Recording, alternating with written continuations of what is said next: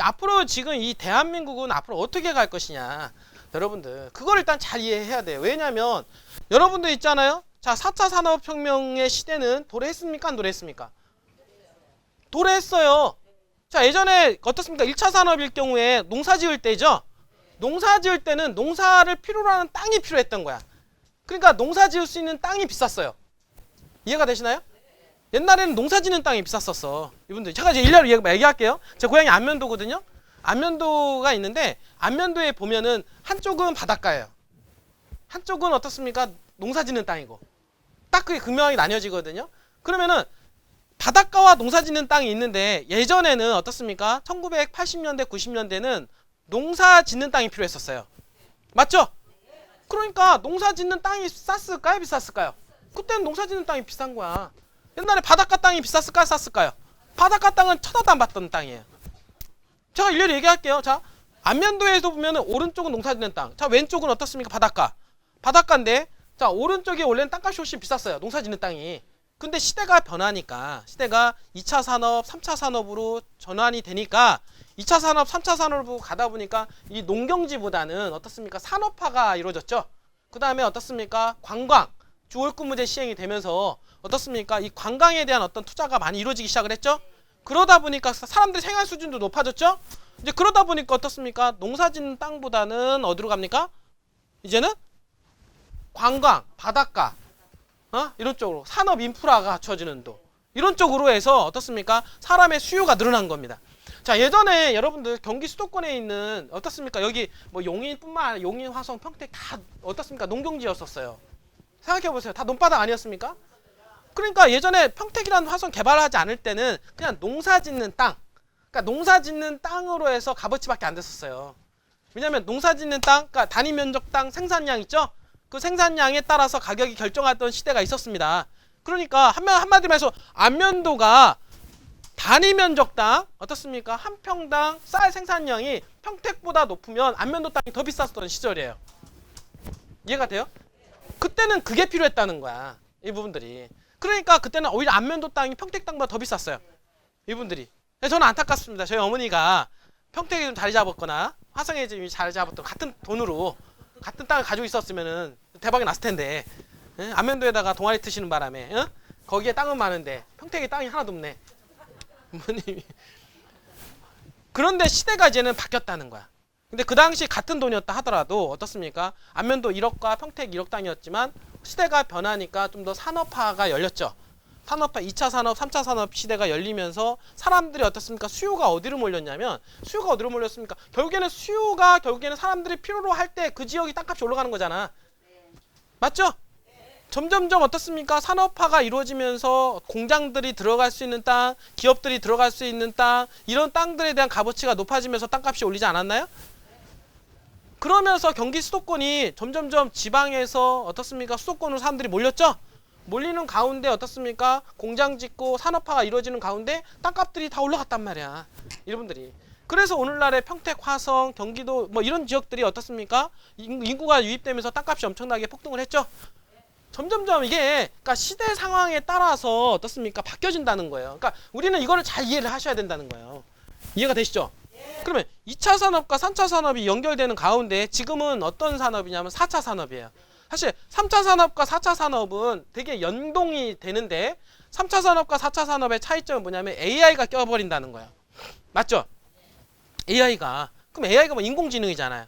우리가 대부분 보면은 컴퓨터를 활용한다거나 인터넷을 활용하는 것은 대부분 사람들이 하는 겁니다. 있지만은 그러한 정보를 활용을 해서 정보를 재생산해서 어떻습니까? 그 가치를 부여하는 활동은 인간이 합니다. 원래. 인간이 여태까지 해왔죠? 3차 산업에서는 정보를 수집을 해서 그거 갖다가 판단을 해가지고 어떻습니까? 실행을 했잖아. 그걸 누가 했습니까? 그걸 인간이 했잖아요. 인간이. 그게 3차 산업이에요. 근데 4차 산업은 뭐냐면 그 실행을 누가 합니까? AI가 하는 거예요. AI가. 인공지능이. 자, 예를 들어서 주식시장에도 이미 도입이 된 게 주식시장에도 보면은 AI 로봇, AI 있잖아. AI 로봇 투자 상담사, AI 로봇 증권 분석사, AI 로봇 뭐예요? 펀드 매니저. 다 나와요. 자, 그게 뭐냐면 예전에는 그냥 정보를 흡수를 해서 어떻습니까? 시장에 나와 있는 정보 있죠. 정보를 흡수해가지고 주식을 사고 팔고를 누가 했냐면 사람이 했어요. 직관적으로 판단해가지고 오를 놈에 사고 내려갈 놈 팔고 그걸 이제 사람이 했었던 걸 갖다 누가 합니까 이제는? AI가 해주는 거야. AI 펀드가 나오잖아요.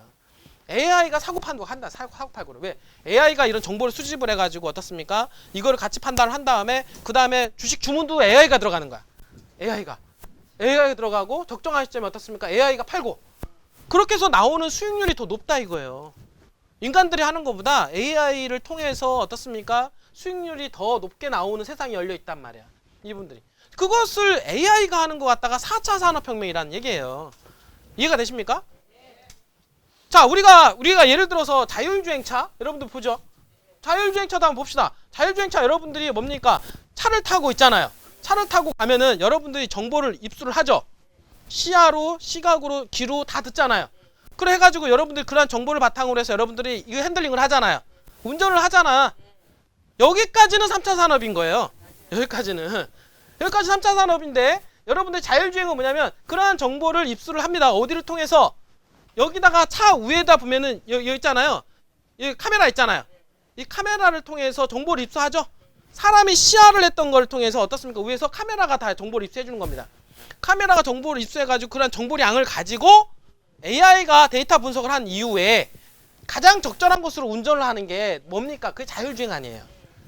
이런 시대가 열렸다라는 거예요. 여러분들이. 그게 누가 하냐? 컴퓨터가 한다. 컴퓨터가 AI가 한다. 여러분들 공장에도 보면은 이미 다 그게 산업 인프라가 다 깔렸죠? AI가 다 판단하고 하는 겁니다. 이분들이. 근데 그거를 이런 시대가 바로 이제는 4차 산업혁명 시대다라고 얘기하는 거고요. 그러면 4차 산업혁명 시대는 이제는 트렌드다라고 하는 거예요. 여러분들이. 제가 옛날에 그랬잖아요. 예전에 농경지 시대는 농사 짓는 땅이 비쌌고 그럼 이제는 4차 산업혁명으로 가고 있는 지금 진입턱에 와 있잖아. 맞죠? 이제부터는 4차 산업혁명이 열리는 거야. 그러면은 4차 산업혁명이 열리는 거와 함께 맞이할 수 있는 땅값이 올라갈까 안 올라갈까요? 이제는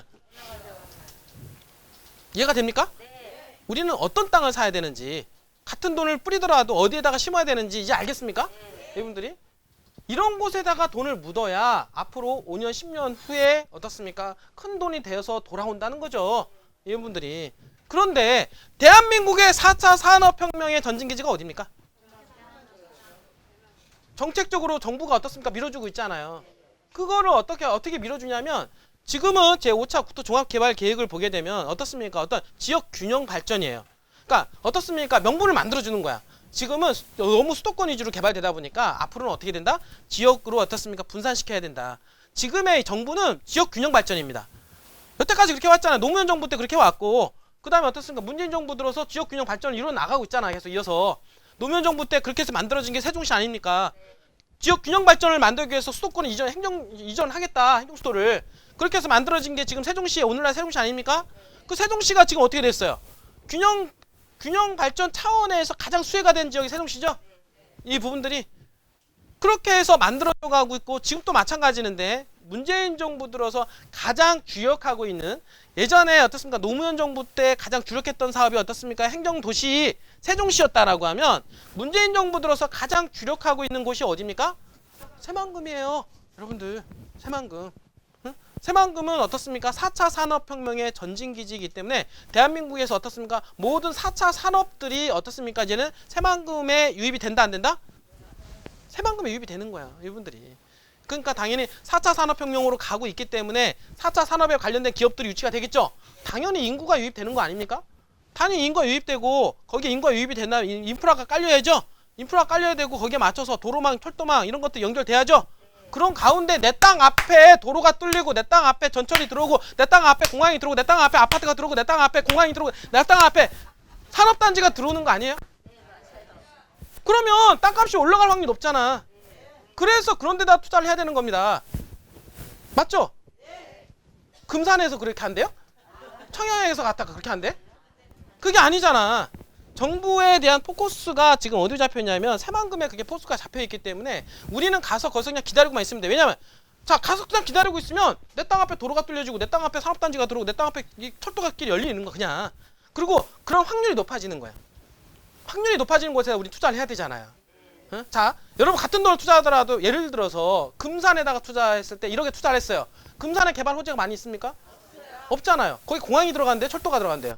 없잖아. 근데 새만금은 공항, 철도, 항만, 다 들어가잖아요. 그러니까 그런 것들이 들어갈 때 보면 자, 공항이 들어가 있는 영종도를 보세요. 공항 하나로 어떻습니까? 영종도가 초토화가 됐잖아요. 개발 안 된 땅이 있습니까? 개발 다 됐잖아요. 자, 항만이 들어간 어떤 부산이라든지 여러분들 평택항을 한번 보세요. 평택항 어떻습니까? 부산항을 보게 되면 그 주변으로 해서 개발이 됐어요? 안 됐어요? 엄청나게 개발이 다 이루어졌죠? 자, 그 이유가 뭐냐면 항만 하나가 들어가게 되면 그 주변이 개발될 가능성이 상당히 높다는 말이죠. 공항이 들어가면 그 주변에 개발될 가능성이 상당히 높다는 얘기죠. 자, 철길이 열려면 그 철길 따라서 어떻습니까? 개발될 확률이 높다는 얘기죠. 그러면 그 주변에서 내가 땅을 가지고 있으면 내 주변에 그런 것들이 들어옴으로 해서 많은 기업들이 따라서 들어올 확률이 있다 없다? 있다라고 하는 거죠. 그러니까 땅 가지고 있으면 내 앞에 대기업이 들어갈 수도 있고 내 땅 앞에 어떻습니까? 이마트가 들어갈 수도 있고 내 땅 앞에 어떻습니까? 나중에 첨단 산업들이 들어갈 수가 있는 거예요. 그렇게 들어가주면 내 땅이 원래는 전답이었지만 점점 도시화가 될수록 땅값이 올라가는 거 아닌가요? 그게 지금 새만금은 지금 진용을 구축을 해 나가고 있다라는 거예요. 여러분들이. 자, 거기에 맞물려서 여러분들이 이 트렌드를 또 이해를 하셔야 됩니다. 4차 산업혁명에 대한 트렌드. 이해하시죠?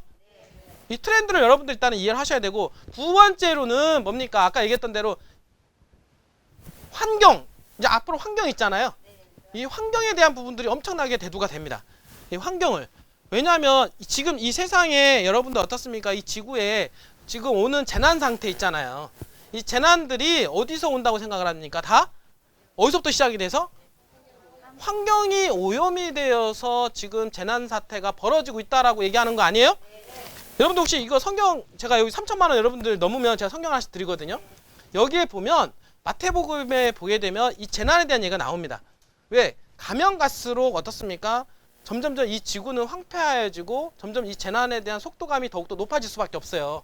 이분들이. 그러면 이 지구에 대한 수명과 인간이 살 수 있는 그러한 공간을 갖다가 시간을 벌어야 되잖아요. 그쵸? 그냥 가만히 대두면 산업이 계속해서 이루어지기 때문에 지구 생태계는 계속 오염이 될 수밖에 없단 말이에요. 여기는. 맞잖아요. 아니 플라스틱 쓰고 어떻습니까? 매연 나오고 계속 하면 갈수록 지구는 오염이 되고 오염된 환경 속에서 황폐해지는 건 맞는 거 아닌가? 어? 시간이 가면 갈수록. 근데 어차피 그냥 이 상태로 가면은 지구는 파멸의 길로 갑니다. 결국에는 파멸의 길로 가는데 문제는 뭐냐면 이 파멸에 가는 시간을 벌려고 하는 거예요. 결국에는 예를 들어서 100년이면 갈 거를 1000년 동안 가게끔 어떻게 하려면 어떻습니까? 환경을 덜 오염시키게끔 가야 된단 말이에요. 예전에는 그런 걸 많이 못 느꼈었어요. 자, 이런 거죠. 한마디로 말해서 여러분들이 젊을 때는 여러분들 건강관리 해요, 안 해요? 아유, 제가 제 얘기 하자면 제가 어느 날 제가 그랬었어요. 제가 20대 30대는요 제가 되게 건강한 사람이거든요. 20대 30대 이제는 되게 건강한데 집에서 잠잘 때 여러분들 이불 안 덮고 자요. 저는 예전에 더우니까 막 이 몸에서 팔팔 끓으니까 이불만 덮으면 더워. 그래가지고 저는 이게 평생 갈 줄 알았어.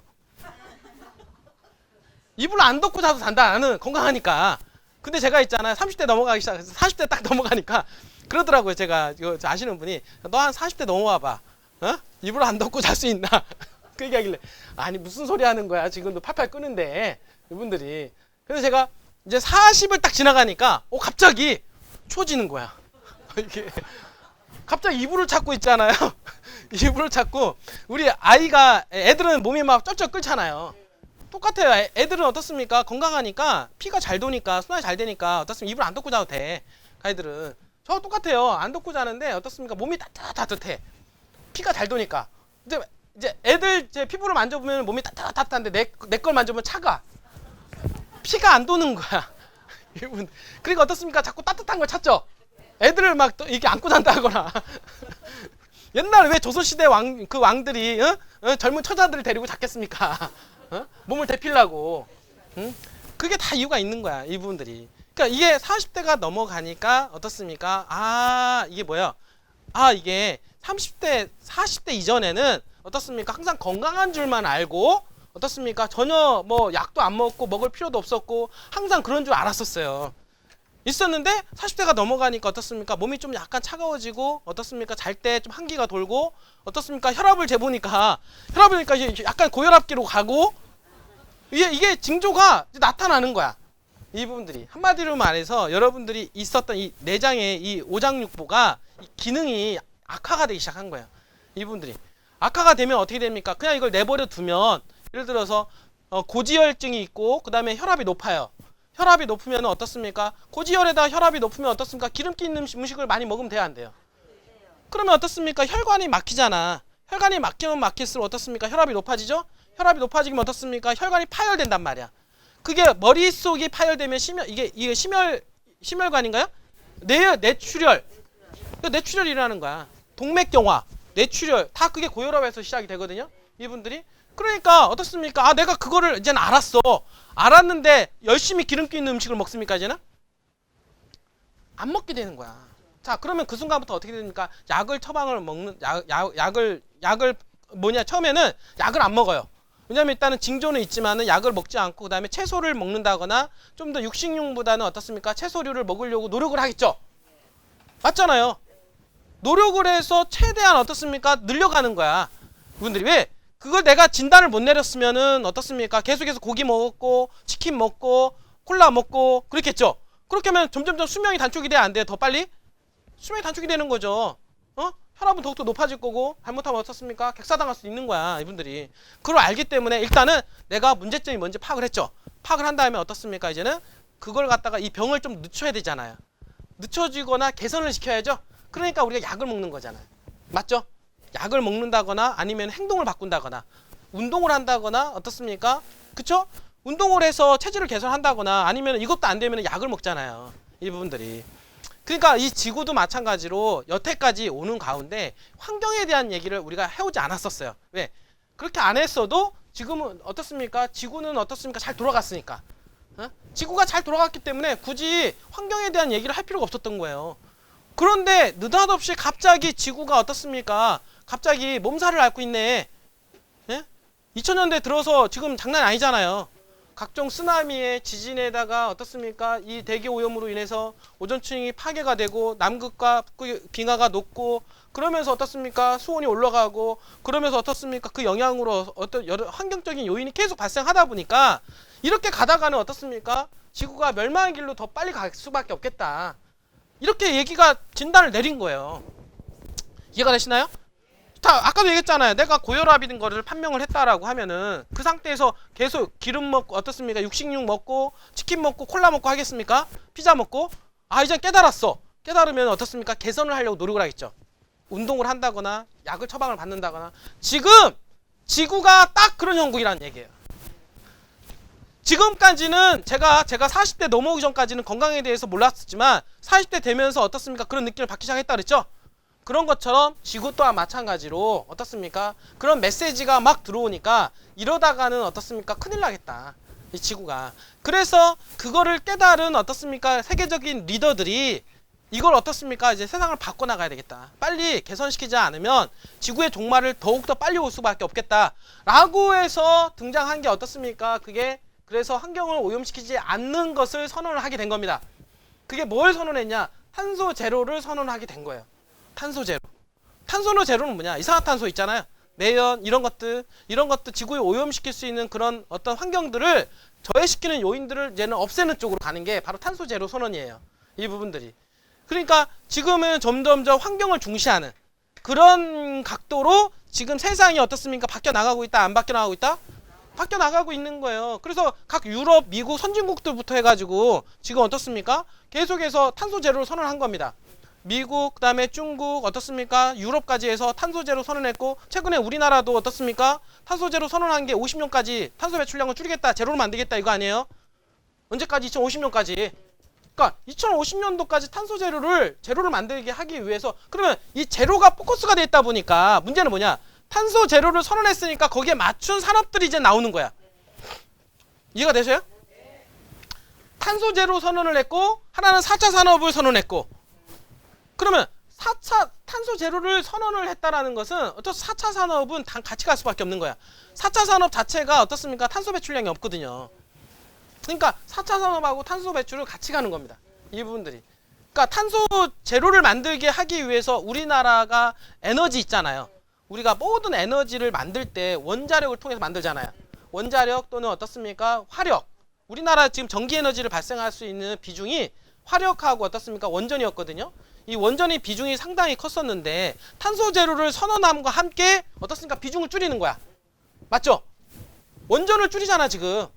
원전을 폐기시키고 그 다음에 어떻습니까? 화력발전소를 없애잖아요. 그쵸? 그러면 우리가 쓰는 에너지는 있는데 이걸 없애게 되면 어떻습니까? 그만큼 없어지는 에너지만큼 다른 데서 만들어야죠? 대체 에너지가 필요하잖아요. 그러한 대체 에너지를 어떻습니까? 그게 오염물질이 없는, 오염이 생산하지 않는 에너지를 만들 수 있는 어떻습니까? 그것이 바로 재생에너지다. 그게 재생에너지인 거예요. 재생에너지. 이해가 되셔요? 그래서 앞으로는 어떻습니까? 신재생에너지에 대한 비중이 훨씬 더 커집니다. 이제 앞으로는 2050년도까지 더 나가서는 우리나라는 어떻습니까? 원자력과 화력은 아예 없앨 거예요. 점점 가면 갈수록. 그래서 지금 어떻습니까? 재생에너지 쪽으로 가는데 그런 재생에너지의 분야 중에 하나가 뭡니까? 수력이잖아요. 이게 태양광. 맞죠? 태양광, 풍력, 지열 이런 것들은 어떻습니까? 오염물질을 배출을 안 한다 그러잖아요. 그래서 이런 쪽으로 가서 에너지를 갖다가 생산하기 위해서 지금 어떻습니까? 특히 태양광 쪽에 대해서 어떻습니까? 정부가 집중적으로 투자를 하는 겁니다. 그리고 그런 산업들을 키워나가고 있고. 그러니까 이게 산업 생태계가 지금 바뀌어 나가고 있는 거야. 여러분들은 못 느끼겠지만 지금 세상이 그렇게 돌아가고 있고요. 그 다음에 우리나라도 지금 방향성이 틀었단 말이야. 그러면 방향성을 틀었기 때문에 틀은 방향성으로 우리는 가서 투자를 해야 됩니까? 안 해야 됩니까? 아직도 가서 원전 투자하고요. 아직도 가서 화력발전 거기서 투자하면 된다 안 된다? 안 되고 이제 앞으로는 세상이 2050년 지금 현재 2021년도 아닙니까? 앞으로 30년 동안에 대한 모든 개발 계획은 아까 얘기했던 대로 4차 산업과 재생에너지에 대해서 그쪽으로 포커스가 되어 있단 말이죠. 그러니까 그쪽이 어떻습니까? 재생에너지와 이런 어떤 4차 산업혁명 군들이 어떻습니까? 막 탄생이 되고 산업화가 이루어지고 생태계가 구축이 되는 그런 지역에 가서 투자를 해야만이 여러분들이 어떻습니까? 돈을 심었을 때 돈나무가 나온다는 얘기예요. 이분들이. 그런 데가 어디냐? 새만금이 딱 그 양상이란 말이야. 그래서 새만금을 딱 두 가지를 표현한다 그러면 4차 산업혁명의 전진기지, 두 번째는 어떻습니까? 재생에너지의 메카 딱 선언한 겁니다. 그래서 정부가 어떻습니까? 지역 뉴딜 사업으로 어떻습니까? 지역 균형 발전 차원에서 미뤄지는 것이 어딥니까? 새만금이다. 이 부분들이. 그래서 정부에서 밀어주는 어떻습니까? 지역 균형 발전 사업 중에 하나. 그리고 어떻습니까? 현재 이 세상의 트렌드인 4차 산업과 재생에너지 이쪽으로 해서 방향성을 틀었죠? 그러면 이게 바로 어떻습니까? 벡터가 되는 거야. 이 세상에 대한 벡터가 된 거야. 그럼 이 벡터에 맞춰가지고 어떻습니까? 모든 것들은 자리 잡아야 되는 겁니다. 그래서 기업들도 거기에 맞추어서 어떻습니까? 방향성을 같이 가야 그 기업들이 살아남는 거야. 이제 앞으로는. 맞죠? 자, 그래서 여러분들 여기 보시면 여기 보면은 자, 그 최태원이라고 여기 SK 있잖아요. SK 회장이 여기 지금 보니까 새만금은 ESG의 시작점이자 어떻습니까? 뭐라고 나와 있냐면 도약대 이렇게 나와요. ESG가 바로 어떻습니까? 아까 그거예요. 환경을 중시하는. 응? 여태까지 경영 활동을 할 때 어떻습니까? 이런 이제 지금까지는 어떻습니까? 무조건 이제 돈 버는 쪽으로만 움직였죠.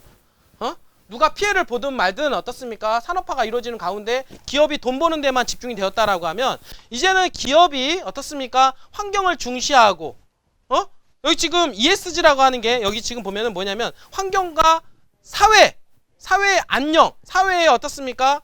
평등, 사회를 생각하는 더불어 함께 가는. 그러니까 회사가 무조건 자기 이익을 위해서 쫓아가는 게 아니라 어떻습니까? 환경을 중시하는 가운데 어떻습니까? 직원을 고려하고 그 다음에 어떻습니까? 약자를 고려하고 그 다음에 어떻습니까? 이 물건을 쓰고 있는 고객들을 보호하고 이런 생각을 가지고 있는 기업 경영 활동을 하는 회사들이 앞으로는 성공한다? 성공 안 한다? 이제 앞으로 그게 성공하는 거예요. 그게 바로 E라고 하는 environment, 환경 맞죠? S라고 하는 social, 그게 사회잖아요. 사회와 함께 더불어가는 그런 기업들. 그 다음에 G가 뭐냐면 이제는 어떻습니까? government의 지배구조에 대한 얘기입니다. 지배구조. 그러니까 경영활동에 있어서 어떻습니까? 지배구조를 개선을 한다라는 거야. 이 부분 예전에 어떻습니까? 기업이 어떻습니까? 대주주가 혼자 독식을 했잖아요.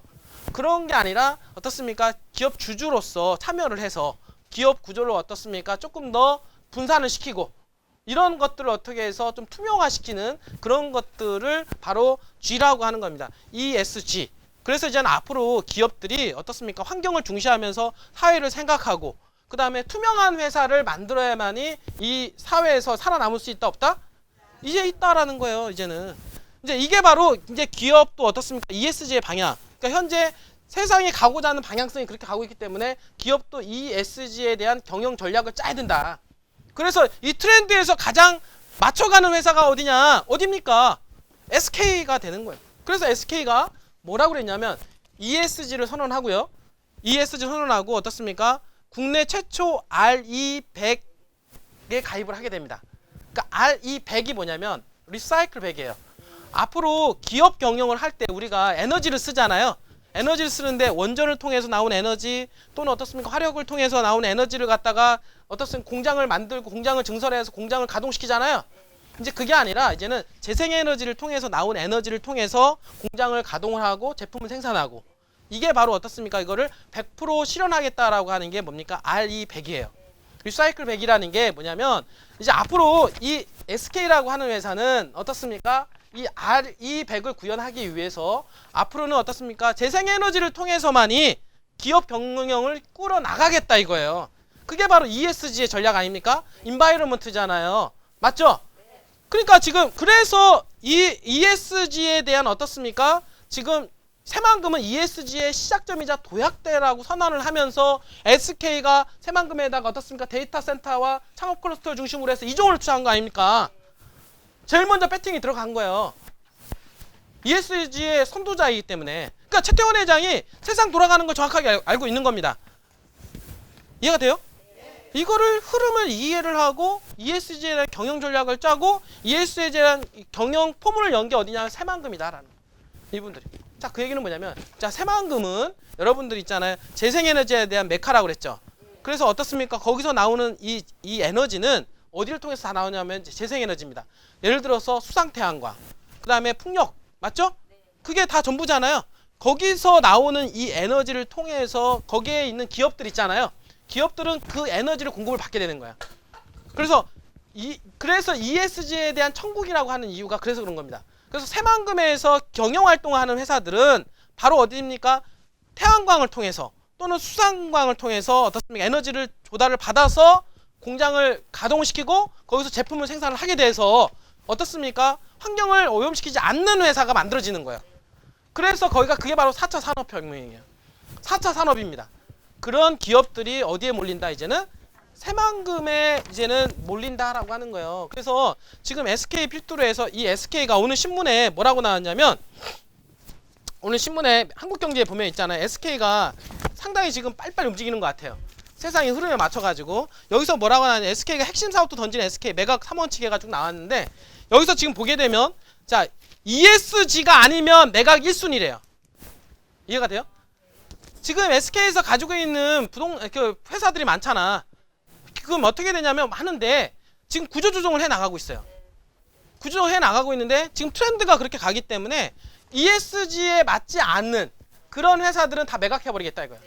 예를 들어서 환경을 오염시키는 회사들 있잖아요.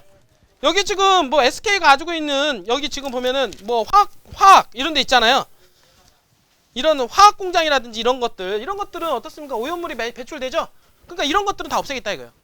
이런 것들은 다 팔아버리고 그 다음에 ESG 그러니까 아까 얘기했던 대로 4차 산업혁명군을 일궈낼 수 있는 그런 회사들 있잖아요. 이런 회사들만 살아남아서 제가 보기에는 이런 회사를 통해서 RE100을 2050년도까지 실현을 하겠다라고 하는 게 SK의 뜻입니다. 한마디로 말해서 2050년도까지 자기는 재생에너지 아니면 안 쓰겠다 이거예요. 이해가 됩니까? 그러면 그 재생에너지 쓰려면 천상 새만금으로 가야 되는 거야. 그 SK의 본거지가 저는 제가 보기에는 새만금이 될 가능성이 높습니다. 지금은 데이터 센터 SK가 들어가 있지만 이제 앞으로 그것뿐만 아니라 SK하고 관련된 많은 기업들이 지금 새만금에 유치될 가능성이 높다. 이해가 되시나요? 지금 이걸 하나를 보더라도 여러분들은 좀 이해를 하셔야 돼요. 지금 현재. 그리고 지금 최태원 회장의 위상이 상당히 높아지고 있죠. 지금 현재 높아지고 있고 이게 왜 그러냐면 정부 정책하고 트렌드가 맞기 때문에 그래요. 지금 현재 그러니까 정부는 이렇게 가려고 하는데 반대로 가려고 하면 안 되잖아요. 어쨌든 간에 살아남으려면 이분들이 정부가 아무리 마음에 안 들어도 대기업들 얼마나 마음에 안 들겠어요. 정부가 하는 게 얼마나 까댑니까? 대기업 죽이려고. 대기업 입장에서는 정말 기분 나쁘죠. 이분들이 그래도 어떻습니까? 살아남으려면 정부한테 잘못 보이면 안 되는 거야. 어쨌든 기분은 나쁘고 속으로 막 부글부글 끓죠. 정권이 빨리 바뀌길 바라지. 근데 겉으로 표현하면 돼, 안 돼? 안 되니까 일단은 정부의 정책에 발맞춰서 어떻습니까? 같이 방향을 같이 한단 말이에요. 같이 하는 데 있어서 이 SK라는 회사가 가장 먼저 움직이고 있는 선도업체다. 이분들이. 그래서 이 SK가 지금 현재 빨리 움직이고 있는데 아까 얘기했잖아요. 여기 쭉 나온 게 뭐냐면 ESG가 아니면 매각 1순위라고 딱 나오는 거야. 앞으로 ESG가 아니면 무조건 다 매각하겠다. 자, 이게 트렌드가 된다는 얘기지 앞으로는. 이해가 돼요? 그러면 ESG가 어떻습니까? 이 모범 사례들이 탄생할 수 있는 그런 곳이 어디냐? 새만금이다. 왜냐하면 ESG가 뭡니까? 환경을 중시하는. 새만금은 어차피 어떻습니까? 에너지 자체가 다 재생에너지에서 나오는 거니까. 맞죠? 그죠? 재생에너지에서 나오는 그 재생에너지를 통해서 어떻습니까? 전기에너지를 공급을 받아가지고 그 공장을 운영할 텐데 당연히 환경을 중시할 수밖에 없죠. 당연히. 그러니까 이 세상이 원하는 쪽으로 지금 현재 트렌드를 맞춰서 갈 수 있는 곳이 지금 새만금이기 때문에 여러분들은 그래서 새만금을 눈여겨봐야 된다는 거예요. 여러분들 이해가 되시나요? 네. 여러분들 가끔 이렇게 생각하시면 수도권 아니면 투자하지 마! 이렇게 하시는 분들 가끔 있는데 아니 그러면은 세종시에다가 투자하지 말았어야죠. 세종시가 원래 수도권 아니잖아요? 근데 왜 세종시가 왜 수도권보다 땅값이 더 비싸요? 그게 아니에요. 정부가 밀어주는 곳에 가서 투자를 하셔야 되는 겁니다. 여러분들 맞죠? 돈이 되는 게 중요한 거지 그렇게 위치가 중요한 여러분들 있잖아요. 지금 어떤 분들 뭐 화성을 가라 뭐 평택 물론 화성 평택에 돈 되는 거 많이 있죠. 없는 게 아니죠. 근데 세상의 트렌드를 읽어라. 이 세상이 가고 있는 이 트렌드는 지금 다 어디에 꼽혀 있습니까? 새만금에 꼽혀 있죠? 맞잖아요. 새만금에 지금 꼽혀 있다니까요. 새만금에 꼽혀 있는데 이번에 정권이 바뀌더라도 혹시나 바뀔 수도 있잖아요. 정권이 바뀌더라도 새만금을 계속해서 개발 유지하기 위해서 새만금 개발 공사를 만든 거예요. 이해가 됩니까? 개발 공사를 설립한 이유가 있어요. 왜냐하면 정권이 바뀔 때마다 자꾸 자초가 되니까 새만금 개발 공사를 설립을 해서 어떻습니까? 이제 새만금 개발 공사가 어떻습니까? 진두지휘할 수 있게끔 만들어 놓은 거예요. 특별법을 만들어 놓은 겁니다. 이 부분들이. 그러니까 새만금은 정권이 바뀌더라도 달릴 수밖에 없어요. 그리고 어떻습니까? 세상의 트렌드가 이미 바뀌었기 때문에 어쩔 수 없이 이제 갈 수밖에 없다. 지금 현재 이제 그런 차원에서 세상이 가고 있는 방향성에서 우리는 어떻습니까? 거기에 우리는 타기만 하면 돼. 그쵸? 달리는 말에 우리 타서 얹혀가기만 하면 된다고요. 이 부분들이. 그러면 시간이 지나고 나면 3년, 5년, 10년이 지나면 어떻습니까? 돈이 될까 안 될까요? 돈이 되죠. 여러분들. 응? 제가 분명히 다시 한번 얘기를 합니다. 세상은 바뀌어 나가고 있어요. 맞죠? 세상이 바뀌어 나가고 있는데 우리도 변해야 됩니다. 그쵸? 세상이 변하는 거에 트렌드를 맞춰서 어떻습니까? 재테크도 변화가 돼야 돼요. 여러분들이. 토지 투자도 아무 데나 하는 게 아닙니다. 세상이 바뀌어가고 있는 곳에다가 우리가 묻어놔야 돼요. 근데 세상이 어떻게 바뀌어 나가고 있습니까? 아까도 얘기했죠? 처음에 4차 산업으로 바뀌었죠? 이거는 여러분들이 가지 말라고 해도 가는 거예요, 이제는. 응? 여러분들 4차 산업은 거부할 수 없는 겁니다, 이제 앞으로. 4차 산업으로 바뀌었죠? 그 다음에 재생에너지 어떻습니까? 이 환경을 중시하는 쪽으로 ESG에 대한 경영 전략으로 바뀌었죠? 맞죠? 이게 바뀐 거야. 이게 세상이. 그러면 앞으로 어떻습니까? 이렇게 변화가 되는 물결 속에 있는 땅들이 부각이 될 거다. 이제 앞으로 10년, 20년을 두고 본다라고 하면 그 지역이 대박이 난다. 여러분들. 알겠죠? 그 대박이 납니다. 그게 바로 새만금이에요. 여러분들.